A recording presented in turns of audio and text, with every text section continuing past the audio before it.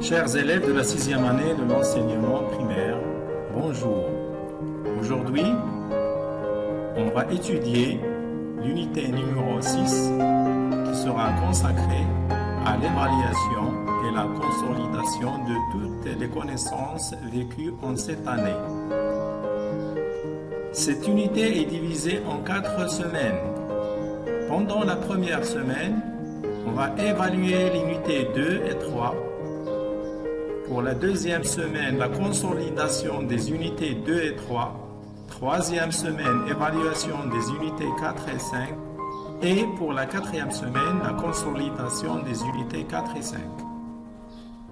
Pendant cette année de la 6e année de l'enseignement primaire, nous avons rencontré durant notre année scolaire les thèmes suivants. Voyage et souvenirs, environnement, santé et maladie, et sécurité et code de la route. Passons maintenant à la semaine 2 qui sera consacrée à la consolidation des unités 2 et 3. Dont les thèmes sont voyage et souvenirs et environnement. Maintenant, on passe à la leçon de grammaire. Toujours dans l'unité numéro 6, la semaine 2. Leçon des connecteurs spatio-temporels. Un petit rappel. Pour se situer ou situer une personne ou un objet dans l'espace, j'utilise les connecteurs spatiaux suivants.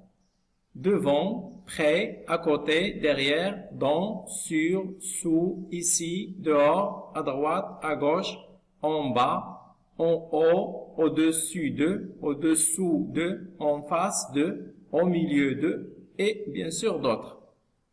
Pour se situer ou situer une personne ou un personnage ou un objet dans le temps, j'utilise les connecteurs temporels suivants.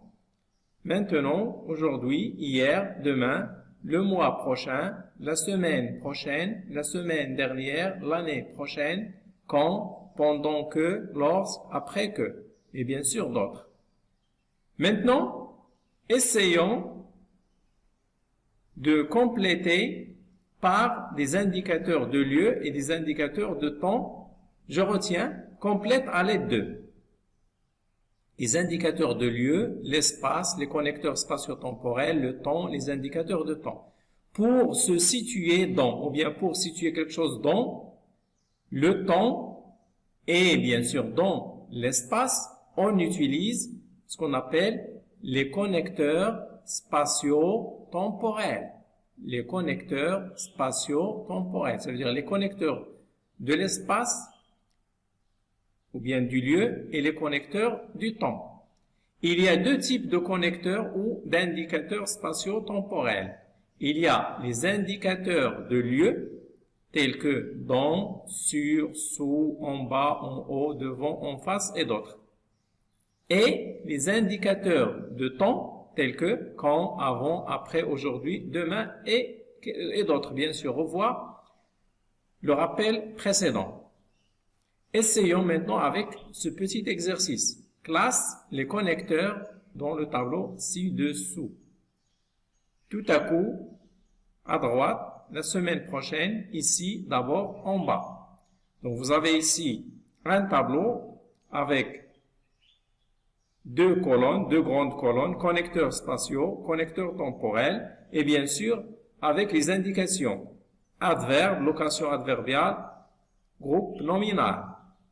Alors, tout à coup, est-ce que c'est un connecteur spatial ou un connecteur temporel? Tout à coup, c'est un connecteur temporel. À droite, c'est un connecteur spatial. La semaine prochaine, c'est un connecteur temporel. Ici, est un connecteur spatial. D'abord, un connecteur temporel. En bas, un connecteur spatial. Alors, commençons par les connecteurs spatiaux. Adverbe. Quel est l'adverbe ici, le connecteur spatial adverbe? Donc, les connecteurs spatiaux à droite, ici, en bas. L'adverbe, c'est ici. Ici, c'est l'adverbe. La locution adverbiale, ça veut dire une suite de mots indiquant le lieu, c'est en bas. Et bien sûr, il reste à droite, c'est un groupe nominal. Il est le nom droite. Bien, passons maintenant au connecteur temporel. L'adverbe, c'est, vous avez l'adverbe, vous avez tout à coup, la semaine prochaine, et d'abord. L'adverbe, c'est d'abord. La locution adverbiale, c'est tout à coup. Une suite de mots indiquant le temps. C'est tout à coup. Et bien sûr, la semaine prochaine, c'est un groupe de noms. C'est un groupe nominal. Bien. Maintenant, passons à la leçon de réduction et expansion de la phrase. Un petit rappel. Je complète par la cause, la manière, le temps, le lieu et le but. Bien. Une phrase peut être enrichie par d'autres mots qui apportent des informations supplémentaires. Ces informations peuvent concerner la personne, le lieu, le temps, les sentiments, la manière. La personne, le lieu, le temps, les sentiments, la manière. Bien, alors, regardons cet exemple. J'ai voyagé. Où? La réponse à la question où, c'est donner le lieu. Donner le lieu. Exemple, j'ai voyagé à Agadir. Quand? La réponse à la question quand, c'est pour trouver le temps. Donc, c'est pour le temps. Par exemple, j'ai voyagé à Agadir pendant les vacances d'été. Comment? Alors, la réponse à la question comment, c'est pour trouver la manière. Comment j'ai voyagé à Agadir? Par exemple, en voiture. J'ai voyagé à Agadir pendant les vacances d'été en voiture. Pourquoi? Quelle est la cause? Pourquoi j'ai voyagé à Agadir? Dans quel but? Par exemple, pour visiter la Kasbah d'Agadir ou Fla. Donc vous avez ici une phrase enrichie. J'ai voyagé, c'est une phrase réduite, enrichie par des compléments. J'ai voyagé à Agadir pendant les vacances d'été en voiture pour visiter la Kasbah d'Agadir ou Fla. Bien sûr, tu peux formuler cette phrase en variant la position de chaque complément. L'exercice 2. Enrichis les phrases suivantes pour donner plus de précision. Voici la phrase réduite, le cheval galope. Alors, voici une image pour illustrer cette phrase. Le cheval galope. On peut poser des questions où, quand, comment, pour enrichir cette phrase. Bien sûr, on peut se contenter d'un seul complément ou bien de plusieurs. Par exemple, je pose la question, où le cheval galope-t-il? Le cheval galope dans la plaine, par exemple. Le cheval galope dans la plaine. Quand? À quel moment? Par exemple, le matin. Comment est-ce qu'il est ce cheval? Il est heureux, il est content, on ne peut pas le savoir. Il est libre, par exemple, librement. Il est seul. Donc, le cheval galope dans la plaine le matin librement. On peut formuler la phrase en disant « Le matin, le cheval galope librement dans la plaine ». Donc, tu peux ajouter 1, 2 ou 3 compléments pour enrichir la phrase. Deuxième phrase réduite, c'est « Le touriste achète ». Une image pour illustrer la phrase, voici des touristes, voici un touriste par exemple pour parler du singulier. Un touriste, qu'est-ce qu'il achète? Par exemple, des souvenirs. Où? Dans le souk.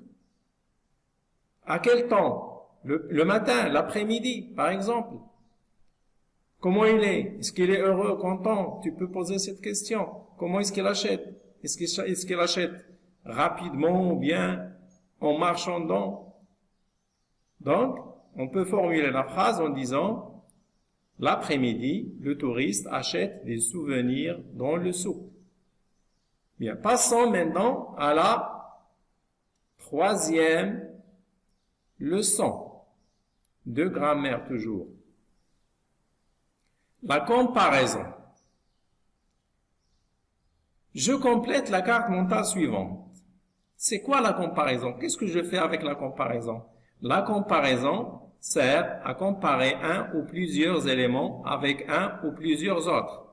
Donc, je compare deux choses ou bien plusieurs en utilisant des mots qu'on appelle les mots de comparaison ou bien les comparatifs.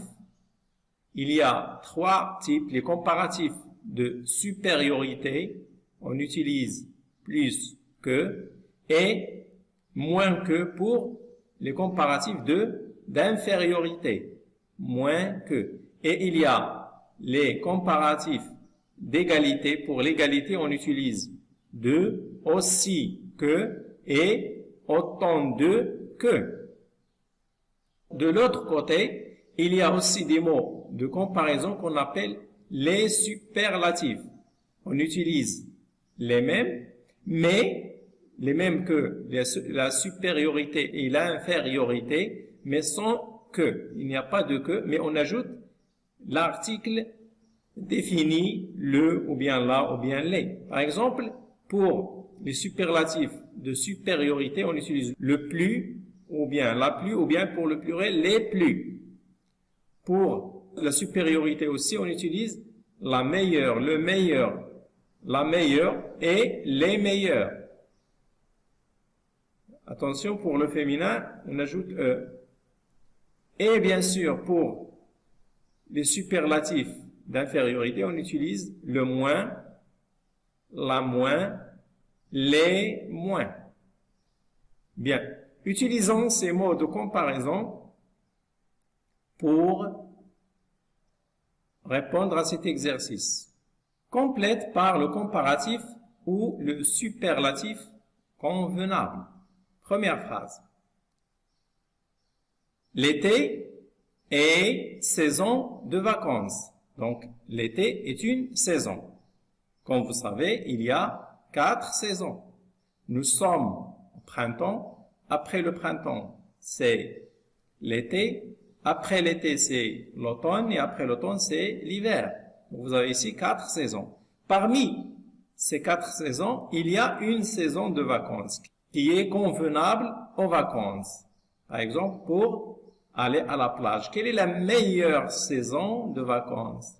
C'est l'été. Donc, l'été est la meilleure saison de vacances. On utilise ici le superlatif, la meilleure. La saison, c'est féminin, donc la meilleure.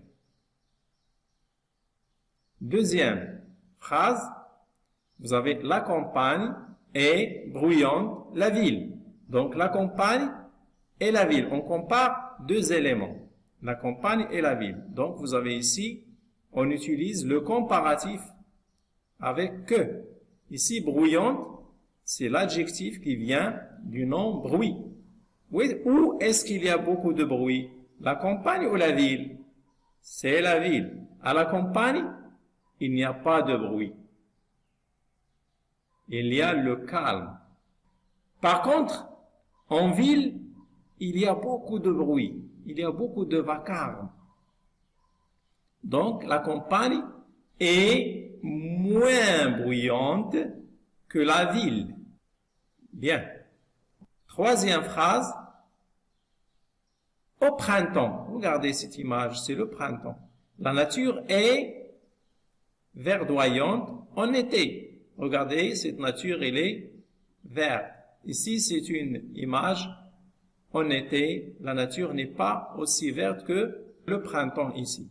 Donc, il y a beaucoup de couleurs vertes. Donc, la nature est plus verdoyante que en été. Bien sûr que ici, il y a E. on, il y a E, donc deux voyelles. J'enlève la première voyelle et je mets apostrophe. Qu'on était. Au printemps, la nature est plus verdoyante qu'on était. Bien.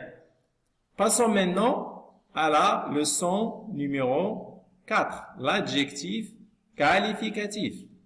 Regardons ce schéma. Dans ce schéma, vous avez l'adjectif qualificatif. On va parler de sa définition, sa place, sa fonction, son accord. Commençons par la définition. C'est quoi l'adjectif qualificatif? L'adjectif qualificatif est un mot qui sert à caractériser ou bien à qualifier une personne, un animal ou un objet. Il est variable. Donc, il est variable parce que il s'accorde avec le nom qu'il qualifie. Où est sa place? Donc, l'adjectif, il est placé soit avant ou après le nom qu'il qualifie. Il est soit devant le nom ou bien après le nom. Et bien sûr, lorsqu'on dit il est variable, ça veut dire il change. Il s'accorde en genre et en nombre avec le nom qu'il qualifie. Si le nom est féminin, l'adjectif qualificatif est féminin. S'il est pluriel, l'adjectif qualificatif est pluriel, etc. Sa fonction. Qu'est-ce que je fais avec l'adjectif qualificatif? Que fait l'adjectif qualificatif? Il décrit une personne, ou bien un animal, ou bien une chose, ou bien un lieu. Donc, voici quelques notions de l'adjectif qualificatif. Bien sûr, il y a aussi la notion de l'adjectif qualificatif attribut et l'adjectif qualificatif épithète. Question numéro 4. Complète par 9, souriant, rusé, gentil. Le renard est un animal. Voici une photo du renard. Regardez ses yeux. On dit qu'il est... Est-ce qu'il est gentil? Est-ce qu'il est souriant? Est-ce qu'il sourit ici? Non. Est-ce qu'il est neuf? Non. Donc, vous avez ici un renard. Regardez, le nom est masculin singulier. Féminin pluriel, pluriel. Vous avez ici masculin, vous avez ici féminin. Donc, l'adjectif qualificatif masculin, ici, c'est rusé. On dit, il est rusé. Le renard est un animal rusé. Il est malin, entre parenthèses.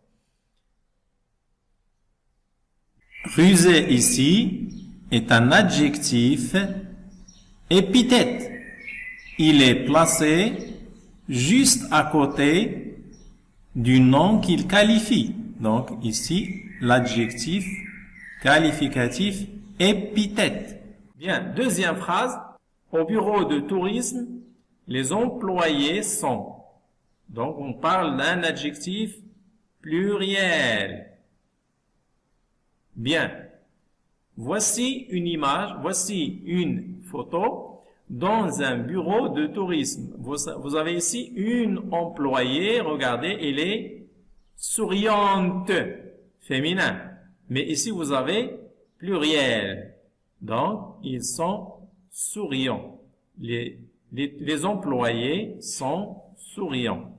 Ici, entre l'adjectif qualificatif et le nom qu'il qualifie, il y a un verbe. Donc ici, souriant est un adjectif attribut.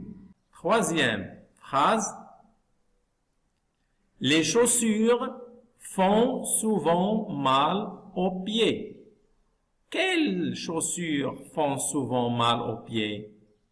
Regardez cette photo. Aïe, aïe, aïe. Regardez, il a mal aux pieds. Qui a fait mal à cette dame? Ce sont ses chaussures.